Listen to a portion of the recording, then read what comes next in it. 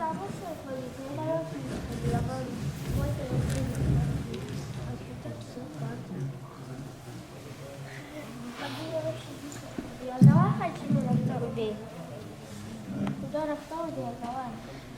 the help of the Almighty, I pray to the Almighty to bestow upon me His truth, His wisdom, that I may be worthy of conveying His message, and so shall sanctify His name and bring peace to the world. I thank everyone here, the distinguished congregation, for giving me precious time just for a brief few words. Of course, it's a very big subject, and you can't really do justice to it in a few minutes, but the issue here, I just want to shed light, and that to give the opportunity, we have a website, we have cards, and we're going to be by AMP convention. We're going to have a booth over there, and anybody can go to our site and they can follow up on this issue. The world thinks that there is a very deep and long and tragic conflict between Jews and Muslims, between the Jewish religion and Islam, and that's what the issue that's playing out in occupied Palestine. And in truth, it's just totally contrary to what the real truth is, because Jewish people had suffered for 2,000 years. We've been spread around the world since the destruction of King Solomon's temple, and then the Second Temple, and actually there was the Inquisition hundreds and hundreds of years ago, and the Crusades, and it was the Muslim countries actually that embraced the Jews and took them in. We all believe in one God. Yes, we have a distinctly different religion, but we all believe that there's one God, and we were able to coexist. We lived. And when Jews were suffering in Europe and they were being burnt at the stake, were thrown out, driven from their land, from their homes throughout Europe, it was the Muslim lands, it was the Ottoman Empire, different Sullivan, many different Arab and Muslim leaders who took in the Jews. And we actually prospered and flourished. Our greatest rabbis, even though we were distinctly Jewish, we were very clearly practicing the Jewish religion. We were able to live in the same courtyards as Muslim people. We shared everything. We did business together. We babysat each other's children, the most precious objects we took, because we were never considered a threat one to the other. We were considered loyal friends. The concept of Zionism is what this conflict is about, is that the movement started a mere 150 years ago with something called Zionism. Zionism was started by basically non-religious Jews. They were Jews who unfortunately were sinners, people who strayed from the religion, who detested the religion, and they decided that they wanted to have the cake and eat it. They wanted to have the name that they're doing something legitimate, that they should be respected, that they shouldn't be looked at as sinners. So they wanted to have their nationalist movement and a national home, everything that goes along with a nationalism, a home, an army, a military, and that they should be considered the most forward-thinking and so forth. So they're proud of the Nobel Prize winners, the Olympic teams, and all these things, although they're not so greatly successful. But whatever it may be, they should be considered a nation amongst the nations. And therefore, they didn't want to be looked at as somebody who's people who revolt against the old, their parents and so forth. So they grabbed the name, they took the name Judaism, ignoring what all the rabbinical authorities stood in opposition to what they're doing. And even though the Torah is clear, states that we're not allowed to kill, we're not allowed to steal, we have to show gratitude for what's been done good to us, on top of just for any human being that we're not allowed to steal. But for the Muslim and the people around the world and the Arab people, we have a special requirement, obligation to show gratitude. But they ignored all of this, and they reinvented history, and they started saying that it's the Muslims who hate the Jews because of our religion. and that the victims, the Palestinian people, are the villains, and the Zionists are the victims of anti-Semitism, they called it, even though, again, Semitism is including Muslims and so forth. But they used that, and they had the mic in their hand for 50 years or more, 60 or 70, 60 years. Well, 80 years, as long as there was a microphone, there was all the new technology, radio, television, and they went around broadcasting in the history that there's a conflict of religions. Our great rabbis pleaded with their students that we should go around the world and inform the world that we cried, we heard about this Nakba. We do not accept the occupation, even 1 inch of this occupation. 1 inch of the existence of the Zionist state of Israel is, to us Jews, is unacceptable. It is not Jewish.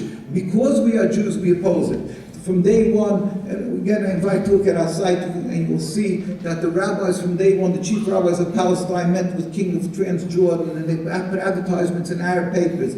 When the United Nations sent a delegation in 1947, a year before they decided to create the state, the chief rabbi at the time of, again, nothing to do with the Israeli rabbinate or their chief rabbis. It's all window dressing, a farce that they use to legitimize their occupation, to make it look halal, kosher, but it's not.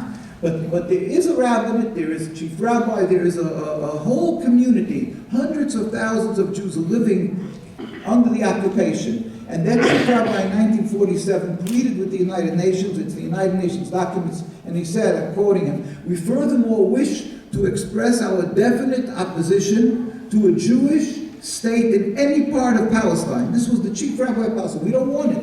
And we've been standing in the streets of Jerusalem. Hundreds of thousands of Jews. Again, go to our site. I have some pictures here, maybe outside, people who want to see afterwards. I don't want to hold up. We have hundreds of thousands of Jews demonstrating constantly in the streets of Jerusalem. They get through, and in New York, the largest religious Jewish community is right across from Manhattan. So anybody goes to Manhattan, they can see Williamsburg, Brooklyn. You will see it's the largest concentration of religious Jews. There's not one single Israeli flag, because we all, because of our religion, because we're truly practicing the religion, we cannot accept such a concept of occupying, of stealing, of killing. Ironically, it's even forbidden for the Jews, since the destruction of the temple 2,000 years ago, we are forbidden, we are under oath by God to make a Jewish state. We're not allowed to have any Jewish concept of sovereignty, because we believe one day, because it's like a medicine God gives us to break our haughtiness, and also that we should be spread amongst the nations to show, ideally, how a person should serve God. Ultimately, we pray and yearn for the day that one day, God with His compassion, who's almighty, will reveal His glory throughout the world, that all humanity will serve God in harmony. That's what the Jewish prayer, if you look at a Jewish prayer, because that's what we start with, we end with, we have one issue, to glorify God. We believe by being good human beings, by practicing our religion, we glorify God. And the pinnacle, the greatest thing will happen, that ultimately, one day God will reveal His glory throughout the world. All humanity will serve God together in peace and harmony. So we yearn and pray for that. That's what the Zionists use, this concept that every Jew yearns about. And although this concept alone explains that we are forbidden to try and create our own state. It's forbidden for us because we are in exile by God. That's part of this deal that God has with us. But they take the lack of knowledge amongst the Christians, the evangelistic Christians, amongst the Jewish people who are not religious, that these Jews don't know their religion. They use this and they play on their emotions. They say, you suffered, we're in exile 2,000 years, and now we have back the land. So they use this lack of knowledge. It's another evil, that a crime that they're doing by using the Judaism, by waving the Star of David, by using the name Israel, which is Jacob in the Torah. Using our name is another crime of this Nakba, of this great, this tragic, this colossal crime of the occupation. And of course, the crime of occupying and stealing and killing and all the suffering that's happening to the Palestinians. And likewise, the people don't know, but the Jewish people, because we refuse to recognize the state, they get brutally beaten in the streets of Jerusalem and in occupied Palestine. Every boy and girl to 17 becomes a criminal because we refuse to serve in their mandatory military service. So you can see the boys and girls who turn 17, they get arrested. And again, children, they get beaten, old men get beaten, simply because we stand on the streets, we don't carry guns. We demonstrate against the state of Israel because we refuse to recognize its legitimacy. And so that's what we're here just in short to explain to our brothers and sisters, that you should know that there are Jews, the ones who are true to the religion. We hurt, we cry, we are humiliated and frustrated what is being done in our name, but it's not Judaism. And we, every day, we try, many of us go out and demonstrate with the Palestinian people. We go out, we go around the world and talk and try to let people know. Money, hundreds of thousands would be going out, but they're afraid because of the viciousness of the Zionists. We get brutally attacked, both bodily, physically, especially in Palestine, but even around the world. We get threats, life and death threats, our chief rabbis, all of us. So that's why they're not out on the street. But our hearts are with you, and we will one day, and we urge, first of all, everybody to never to be silent. You should be speaking for the people of Palestine, because it's not anti-Semitism, obviously, you know that. And you should take courage from know that if every people attack you as being anti-Semitic, say, look, the very religious communities in Al-Quds, in Jerusalem, in London, invariably, they're anti-Zionists. So it's nothing to do with anti-Semitism, first of all. And there is, at the end of the day, there's a God who's the Almighty. We have to stand up for its righteousness. Stand up, speak up, urge the politicians that they should stop being intimidated and harassed by the Zionist lobbies, and we should give the Palestinians their rights, their freedom, their total freedom, not only the rights and part of the land. There should be a totally free Palestine.